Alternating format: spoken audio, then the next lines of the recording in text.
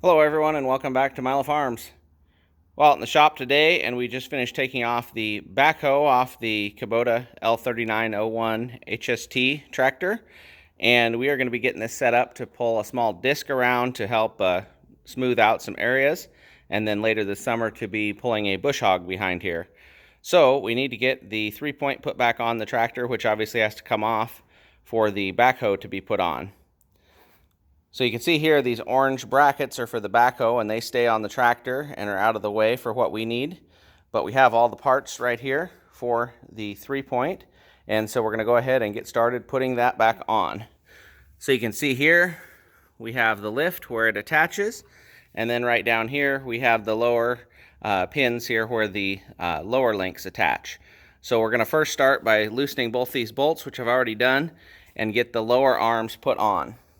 You can see the lower arms right here with their turnbuckle assemblies, and that turnbuckle assembly goes with this end towards the tractor. So we'll go ahead and get those put on. I've also changed out the cotter pins on these to these pins that just snap in. Makes things a little bit easier with that. So there's the first one put on. You can see the bracket goes right there with the pin, and then it's sitting right here on the floor and attached up here. This bolt is also a 14mm bolt up there, and then we'll go ahead and do the one on the other side.